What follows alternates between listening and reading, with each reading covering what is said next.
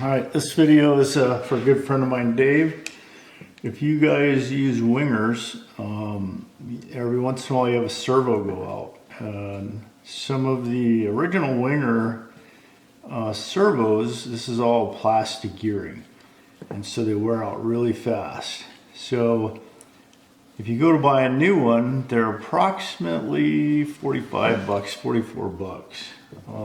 So what I do is I order RC servos from Amazon. It's a MG996R model. And you can get 4 for less than $20. But it's not a direct wire in. You have to wire it yourself. Now, these new ones that I got are different than the old ones that I got. So hopefully you can see this in the video. But the old ones have a little control board in here, and there was 2 wires that go from the control board to the motor. And so basically all you got to do is cut the wires off on this style and solder 2 wires on here and put it back together. Crimp your ends on for your winger connection and it's good to go. I will warn you though, there's a stop in this, so if you try to actuate it without having it hooked up, it'll over travel and it'll get stuck. So here's a new one and we're going to wire it up for my friend Dave. So I want to show you something else.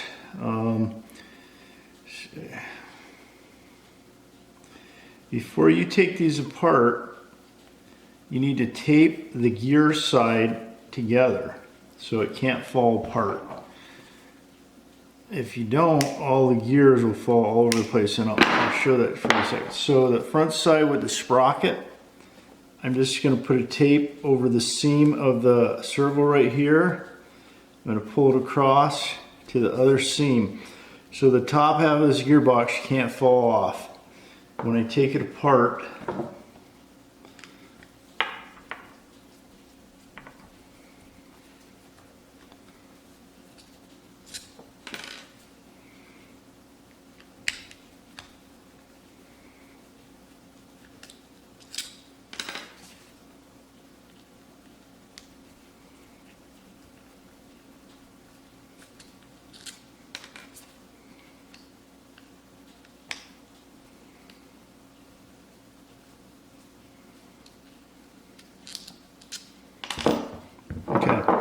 so I'm going to show you with an old one.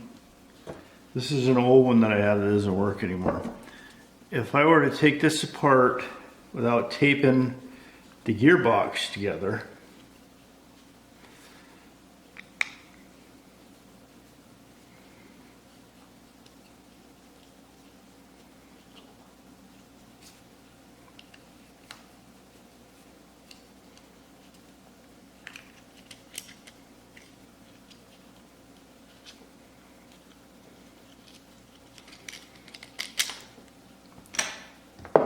basically what's going to happen is you're going to pull this off, or this may fall off, and all your gears are going to fall out.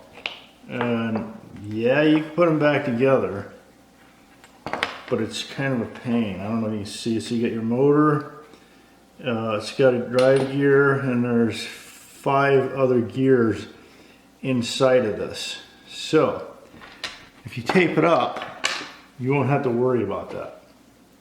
Alright, so now that I've taken the screws out and this is taped up, I'm going to need to hold it up somehow. Now this is not any pressure on this, it's just holding it up. So unlike the other one that I showed you where the control board is down inside, these newer models that I got, the control board is up on the top, right here. So basically we're going to have to remove this control board and solder our 2 wires on there. So there's a couple different ways to do this. Let's see where that wire goes. Alright, so you can wick this off. you can wick the solder off of this joint right here by using a piece of strip wire and a little bit of flux. And when you heat the solder up, it's going to draw it right into the wire.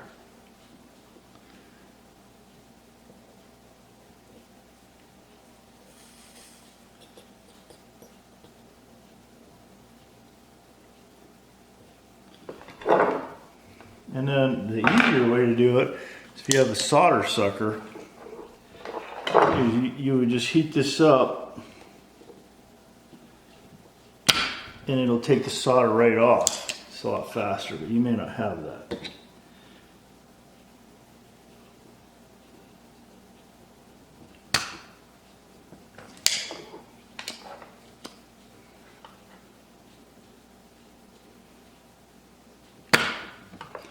Okay, so the solder is removed from the circuit board, and all I'm going to do is pull the circuit board up like this, and there's 3 little wires in there. We're going to cut them off.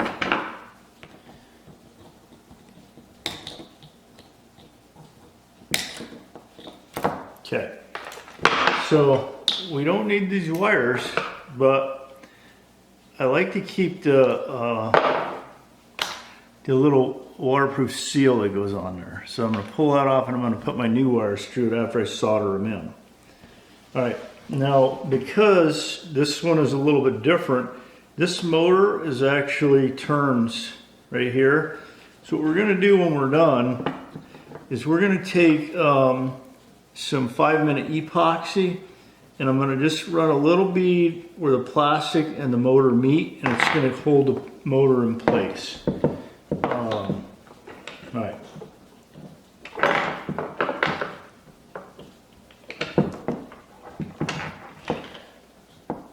So the polarity on this doesn't really matter, but I've always wired them up. The black one goes on the right side and the red one goes on the left, and that plugs in to the winger. Red to red and black to black. But if it's not right for your winger, all you gotta do is unplug the plug on the other end and switch it around. So then, after you strip your wire, you're gonna run it through the little hole on the motor tab. Now, it's kind of important that you don't get any strands that come off of this and touch the motor housing, especially because if it's your power side, the motor won't run. All right, so then we got to solder it. So you can put a little bit of flux on here.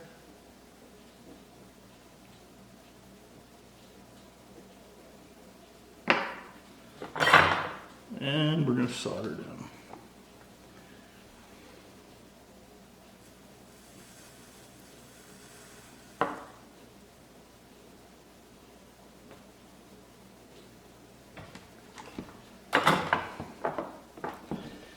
Alright, and we're going to put the rub wire in.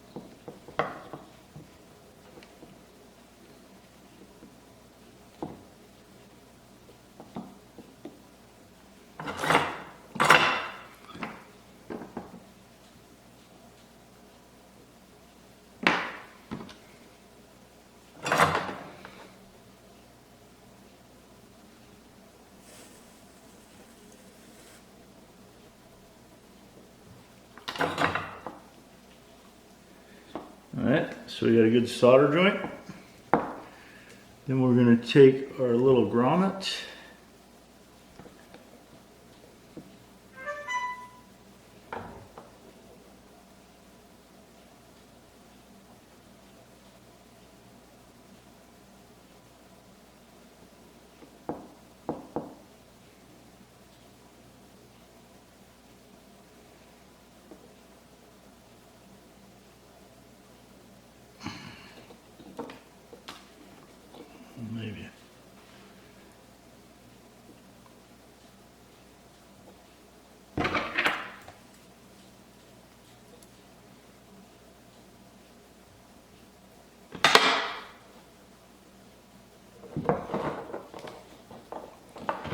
and you're going to pull that down so the little groove on the grommet is going to go right on the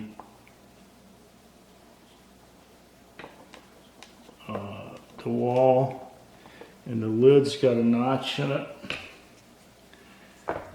right here that will slide over that. So after we do our 5-minute epoxy on the motor housing, then we're going to put this back together. We're going to crimp our terminals. These are the kind that usually come on the wingers, but I mean, you can change them to whatever suits your needs.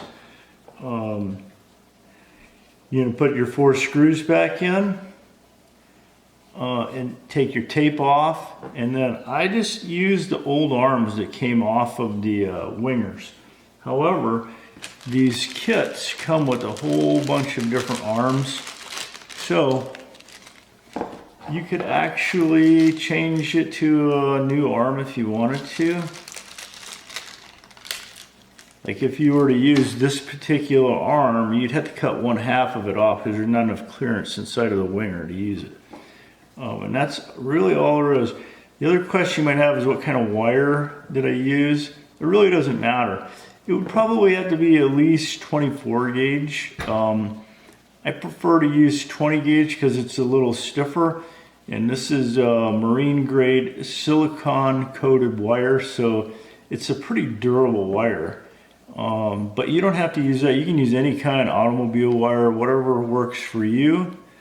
And if you guys have any questions, let me know. I hope this helps you out, Dave. Helps you out, Dave.